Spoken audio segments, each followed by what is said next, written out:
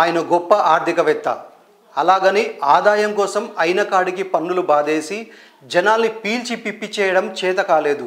అనుకోకుండా ప్రధాని పదవి వరించినప్పటికీ ఎక్కడా గర్వం, అహంకారం, కించిత్ దర్పం చూపించని మహర్షి.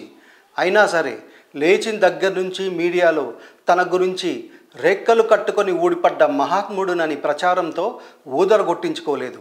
సమైక్య భారత్ కోసం ఆరాటపడ్డారే తప్ప మతాల మధ్య చిచ్చుపెట్టి ప్రజలు ప్రాంతాల మధ్య విభేదాల్ని సృష్టించి పబ్బం గడుపుకోవడం ఆయనకు తెలియని ట్రిక్.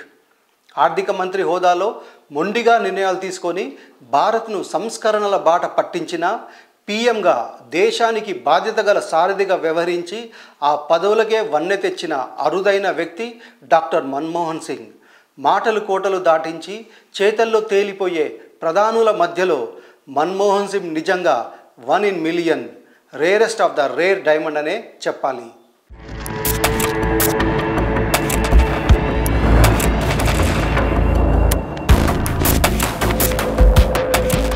అన్ని అమర్చిపెట్టినప్పుడు నంబర్ 1గా తీర్చిదిద్దడం గొప్ప కాదు.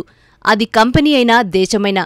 సంక్షోభం చుట్టుముట్టేసి రాజకీయ అనిశ్చితి ఊపిరాడకుండా చేస్తూ ఆర్థిక వ్యవస్థ దివాళా అంచుల్లో వేలాడుతున్నప్పుడు తన నిర్ణయాలతో చర్యలతో దేశాన్ని అభివృద్ధి వైపు నడిపించిన వాడే చరిత్రలో మహోన్నతుడిగా నిలిచిపోతాడు. భారత్కు అలాంటి దశ దిశ చూపించిన ఆర్థికవేత్తగా, ప్రధానిగా మన్మోహన్ సింగ్ ఇండియన్ హిస్టరీలో ఎప్పటికీ మిగిలిపోతారు. 1991 ఇండియా అన్ని రకాలుగా క్రైసిస్లో ఉన్న సమయం. పాలకుల నిర్ణయాల్లో చిన్న తప్పు జరిగినా దేశ భవిష్యత్తే పూర్తిగా ప్రమాదంలో పడే ఛాన్సుంది. అలాంటి విపత్కాలంలో ప్రధానిగా బాధ్యతలు చేపట్టారు పివి నరసింహారావు. స్వతహాగా ఆర్థికవేత్త అయిన పివి సంస్కరణలే దేశాన్ని ముందుకు నడిపిస్తాయని బలంగా నమ్మారు. క్యాబినెట్లో తనలా సమర్థంగా ఆలోచించగల ఆర్థిక మంత్రి ఉన్నప్పుడే ఇండియాను సంక్షోభం నుంచి బయట పడేయగలమని భావించిన పివి ఎంపీలను కాదని అప్పటి వరకు ఆర్థికవేత్తగా, ఆర్థిక సలహాదారుగా, ఫైనాన్షియల్ సెక్రటరీగా, ఆర్బీఐ గవర్నర్, ప్రణాళికా సంఘం డిప్యూటీ చైర్మన్ అంటూ వివిధ పదవుల్ని సమర్థంగా నిర్వహించిన మన్మోహన్ సింగ్ను భారత ఆర్థిక మంత్రిగా నియమించారు. ఫైనాన్షియల్ మినిస్టర్గా సింగ్ను పివి సెలెక్ట్ చేయడం యావత్ దేశానికే కాదు, మన్మోహన్కు కూడా షాకిచ్చింది. ఆయన కూడా ఈ న్యూస్ని పుకారనే అనుకున్నారు. పివి స్వయంగా ఫోన్ చేసి చెప్పడంతో యూజీసీలో విధుల్లో ఉన్న మన్మోహన్ అప్పటికప్పుడు డ్రెస్ మార్చుకుని వచ్చి ఆర్థిక మంత్రిగా ప్రమాణం చేశారు. నిన్ను బలిపశువుని చేస్తున్నారని మన్మోహన్కు అందరూ వార్నింగిస్తే ఆయన మాత్రం నా దేశ ఆర్థిక, రాజకీయ చరిత్రలో ఓ అధ్యాయం లిఖించే అవకాశం లభించిందంటూ ఆ బాధ్యతను స్వీకరించారు.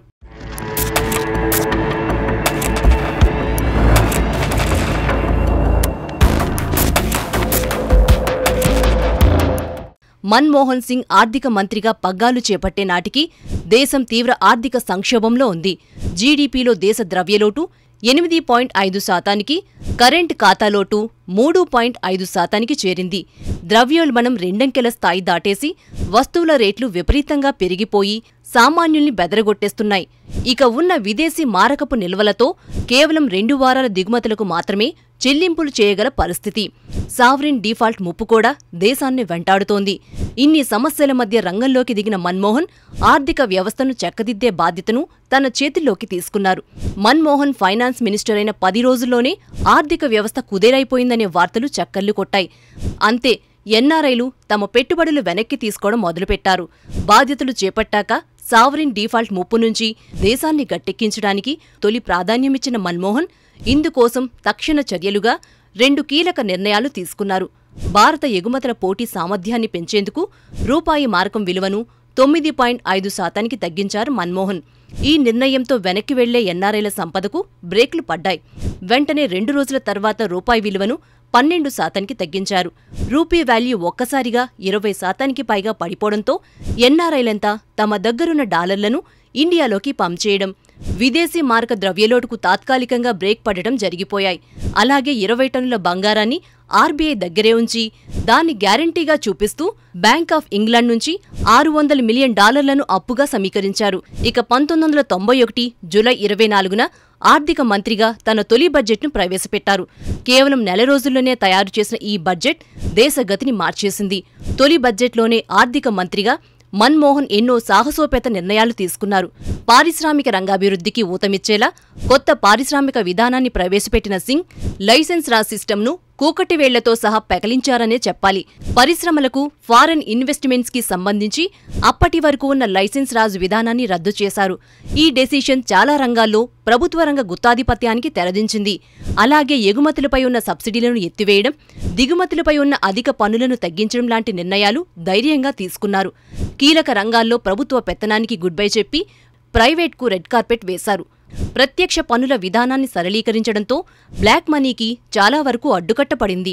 ఇందిరాగాంధీ హయాంలో బ్యాంకులను జాతీయకరణ చేయడంతో దేశంలో రెడ్ టేపిజం పెరిగిపోయింది. నిబంధనల పేరు చెప్పి కొత్త పరిశ్రమలకు పెట్టుబడులు ఇవ్వకుండా బ్యాంకులు తెగ సతాయించేవి. లేనిపోని రూల్స్తో మోకాలడ్డేవి ప్రభుత్వ ఆర్థిక సంస్థలు. ఈ రెండింటికి చెక్ పెడుతూ ప్రైవేట్ బ్యాంకులకు గ్రీన్ సిగ్నల్ ఇచ్చారు మన్మోహన్ సింగ్. కీలక రంగాల్లో విదేశీ పెట్టుబడులను 51% వరకు అనుమతిచ్చారు. అంతే, ఒక్కసారిగా ప్రైవేట్ రంగం ఊపందుకుంది. పరిశ్రమల సంఖ్య పెరగడంతో యువతకు ఉపాధి అవకాశాలు పెరిగాయి. ఇవన్నీ అప్పటి వరకు నత్తలా పడుతూ లేస్తూ నెమ్మదిగా ఉన్న దేశ ఆర్థిక వ్యవస్థకు కొత్త ఉత్సాహాన్నిచ్చి పరిగెట్టేలా చేశాయి.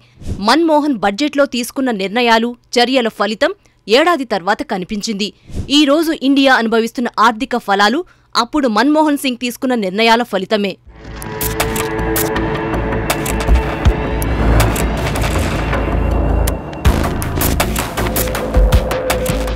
ఆర్థిక మంత్రి పోస్టే కాదు, ప్రధాని పదవి కూడా అంతే అనూహ్యంగా వరించింది మన్మోహన్ను.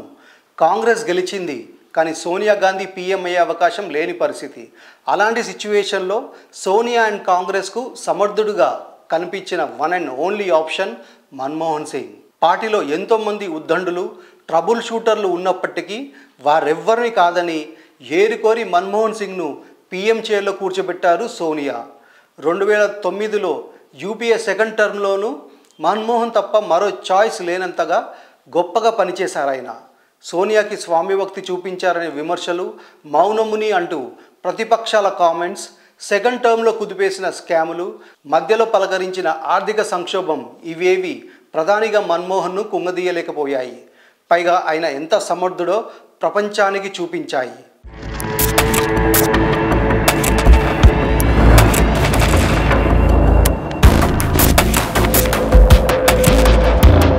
ప్రధాని అంటే మాటలతో గారడీ చేసి పదే పదే అబద్ధాలు చెబుతూ బూచి చూపించి ప్రజల్ని భయపెట్టడమో, వారానికో బాతాకాని కార్యక్రమం పెట్టి లేనిపోని గొప్పలు చెప్పుకోవడమో, శాంతి స్వరూపుడి బిల్డప్ ఇవ్వడం కాదు. దేశం ఆర్థికంగా కష్టాల్లో ఉంటే ఆదాయం కోసం పన్నులు పెంచి ప్రజల నడ్డి విరవలేదు. పాండమిక్లు వస్తే చప్పట్లు కొట్టమని చెప్పలేదు. అసలు ఇలాంటివి మన్మోహన్కి చేతకాదు. మనిషి నెమ్మదిగా మౌనంగా ఉన్నట్టు కనిపిస్తారు. కాని ఆయన ఆలోచనలు, తీసుకునే నిర్ణయాల్లో పాదరసమంత వేగం కనిపిస్తుంటుంది. మన్మోహన్ సింగ్ పరిపాలనలోనే దేశంలో 3G, 4G సేవలు ప్రారంభమై టెక్నాలజీ రెవల్యూషన్ వచ్చింది. ఆధార్ కార్డుల జారీ మొదలైంది మన్మోహన్ హయాంలోనే. గ్రామీణ పేదలకు ఏడాదికి 100 రోజుల పనికి గ్యారంటీ కల్పిస్తూ తీసుకొచ్చిన ఉపాధి హామీ పథకం, వివిధ స్కీంల కింద నగదు సాయాన్ని ఆధార్ అనుసంధానమైన లబ్ధిదారుల బ్యాంక్ ఖాతాల్లోకి నేరుగా బదిలీ చేసే ప్రక్రియ, ప్రైవేట్ పాఠశాలల్లోనూ పేద విద్యార్థులు ఉచితంగా చదువుకునేలా నిబంధనలు, సామాన్యుడి చేతిలో తిరుగులేని ఆయుధంగా మారిన సమాచార హక్కు చట్టం, ఇవన్నీ రూపొంది అమలైంది మన్మోహన్ ప్రధానిగా ఉన్న సమయంలోనే. ఇక భూసేకరణ చట్టాన్ని మోడర్నైజ్ చేసి ప్రభుత్వ పథకాలు, ఇన్ఫ్రా ప్రాజెక్టుల్లో భూములు కోల్పోయే బాధితులకి అధిక పరిహారం, పునరావాసం అందించేలా మన్మోహన్ చర్యలు తీసుకున్నారు. ఉగ్రవాదాన్ని అణిచేసే జాతీయ దర్యాప్తు సంస్థ ఎన్ఐఏ మన్మోహన్ హయాంలోనే అవతరించింది. మైనార్టీలో ఉన్న తన ప్రభుత్వానికి వామపక్షాలు మద్దతు ఉపసంహరిస్తామని వార్నింగ్లిచ్చినా సరే బెదరకుండా అమెరికాతో అణు ఒప్పందం చేసుకున్న దీశాలి మన్మోహన్. కాంగ్రెస్ అధినేత్రి సోనియాగాంధీ వ్యతిరేకించినా సరే ఈ విషయంలో మన్మోహన్ వెనక్కి తగ్గలేదు. అందుకే అప్పటి అమెరికన్ ప్రెసిడెంట్ బరాక్ ఒబామా మన్మోహన్ను ప్రజల ప్రధానిగా వర్ణించారు.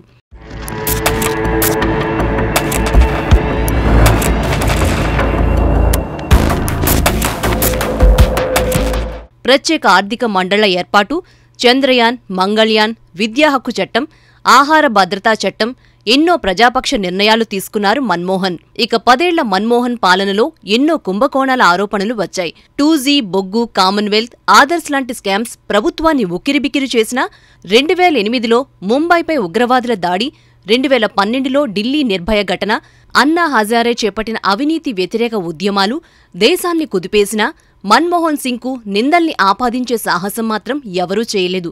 ఒకవేళ ప్రధాని బాధ్యత స్వీకరించి ఉంటే బహుశా నేను కూడా ఇంత సమర్థంగా పనిచేయలేనేమో అని సోనియా స్వయంగా చెప్పారు మన్మోహన్ పనితనం గురించి. రిమోట్ సోనియా చేతిలోనే ఉందని, ఆమె చేతిలో మన్మోహన్ కీలుబొమ్మ అని విపక్షాలు ఎన్ని విమర్శలు చేసినా ఆయన పనితనానికి మాత్రం ఎవరూ వంకపెట్టలేకపోయారు. గతంలో మన్మోహన్ను మౌనముని, కీలుబొమ్మ, తోలుబొమ్మ అంటూ కామెంట్స్ చేశారు. మౌనముని అని విమర్శలు ఎదుర్కొన్న మన్మోహన్ మాత్రం ఎప్పుడూ ప్రెస్ను ఫేస్ చేయడానికి వెన్నుచూపలేదు. ప్రధానిగా తాను ఏ నిర్ణయం తీసుకున్నా, విదేశీ పర్యటనకు వెళ్ళొచ్చినా అంతా పూసగుచ్చినట్టు వివరించేవారు.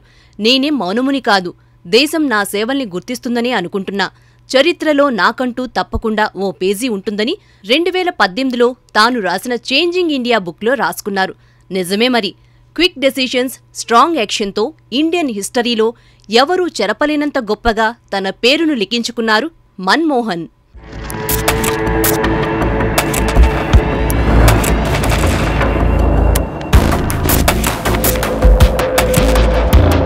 ప్రతిపక్షంలో ఉండి ఎలాగైనా అధికారంలోకి రావడానికి ఎన్నో యత్నాలు చేసింది అప్పటి బీజేపీ.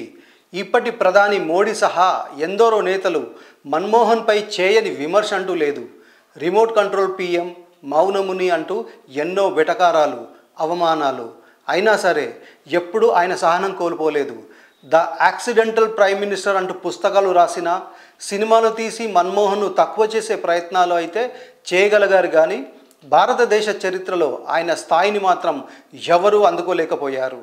మునిగిపోతున్న భారతదేశ ఆర్థిక నావని రైట్ డైరెక్షన్లో డ్రైవ్ చేసిన నేవీ కెప్టెన్ మన్మోహన్ సింగ్. ఎకనామిస్ట్గా, ఫైనాన్స్ మినిస్టర్గా తీసుకొచ్చిన సంస్కరణలు, దేశ ప్రధానిగా ఆయన అందించిన సేవలు మన్మోహన్ని యాక్సిడెంటల్ పీఎం కాదని, సింగ్ ఈజ్ కింగ్ అని ప్రూవ్ చేశాయి.